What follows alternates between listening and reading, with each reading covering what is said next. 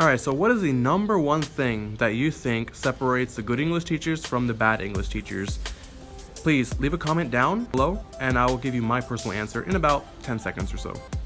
But anyways, this is Nihon Reboot. Today I'm going to be talking about what separates good teachers from bad teachers, as mentioned like 5 seconds ago. So with that said, breaking the ice. That is the answer. Thank you for watching. You can stop if you want. But anyways, breaking the ice is arguably the most important thing, in my opinion, from separating the good teachers from the bad teachers.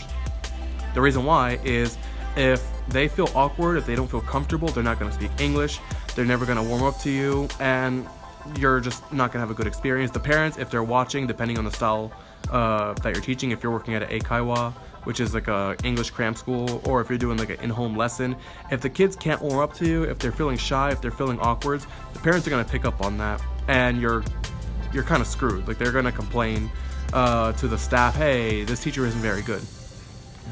The most important thing is to make sure that they have fun, but in order to have fun, they have to be comfortable. So a good example of how to make a student comfortable is, for me, you can see here that I have this shirt on. It says Ugokeru Debu, right?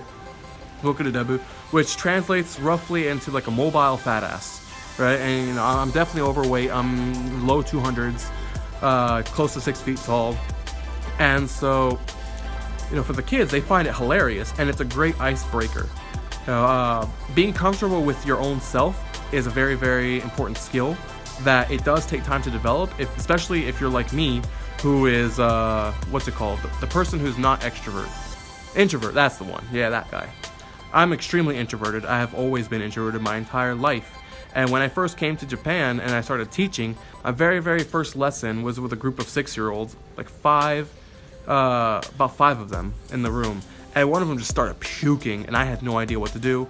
I was extremely nervous, I was extremely stressed, it was very bad, and it took a while. It took almost 6 months for the students to warm up to me, not just those students, but like all the kids, you know, all the way up to junior high school, 3rd year.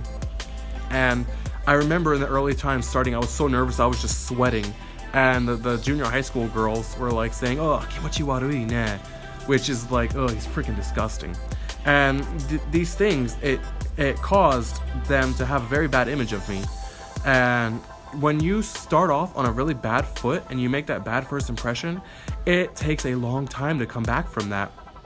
And so, you know, with time and experience, you start to care less about your image, and ultimately, like, being able to make fun of your own self and being able to be comfortable with who you are as a person. Like, for me, I know that I'm extremely overweight. Not extremely overweight, I'm sorry. I know that I'm overweight, and I kind of use that to my advantage. You know, if the students ask me, like, oh, do you like pizza, for example, I would do something like, oh, and then I'd grab my stomach, like, rub it a couple times, like, oh, yes, I do. Like, something like that, and I usually get a laugh out of that. So, the most important thing, without a doubt, is breaking the ice, and you have to do it on your first lesson. If you don't do it on the first lesson, or maybe the second lesson, you're gonna build a barrier that you're gonna have to spend quite a bit of time to knock down. And so, one of the things that I will give you is some advice, especially with elementary school kids. They don't care. They don't care, and at all. So there are things that you don't want to do usually in public, out of fear of what others might consider, you know, what others might consider as just kind of odd, kind of strange. But for the kids, they really just don't care about that. And learning how to drop those shields and just be a silly, goofy guy, especially, you know, I had a huge beard at one point. Introducing myself to the kids with a huge beard, you know, it's kind of intimidating. But when you break the ice and you let them know that, oh, you know, you're a goofy person, relaxed, chilled, and you're willing to just have lots of fun with them, that is when you can quickly warm up to them. And when you do that, they are able to speak more confidently because they are able to relax, they are able to laugh, they are able to have fun. And with that, that is how they start to improve, and that is how they start to warm up to you. And in future lessons, they're going to be excited to see you. They're going to be saying things in Japanese like, oh, yay, it's time for English. I love English. These kinds of things. And I've personally heard these. And thinking about 3 years ago when I started, and just everyone Parents were complaining about me, about my experience. Students were just really distant from me, and this is after switching multiple jobs. Starting out where my current new job at like $30 an hour. Also I kicked that off amazingly, by the way. I'll tell that story another day though. But being able to kick off on a strong start really helps for the entire year, especially for the younger kids. Now the junior high school and the high school group is also similar. They change as you get older. They become more shy, so you can do really dumb, silly stuff, especially in the younger grades. As they get older though, they do get more shy, more closed up, so being able to open them up and trying to relax them is really, really good. What really works in the higher levels, the higher ages, is to be able to make fun of yourself. That really goes a long way.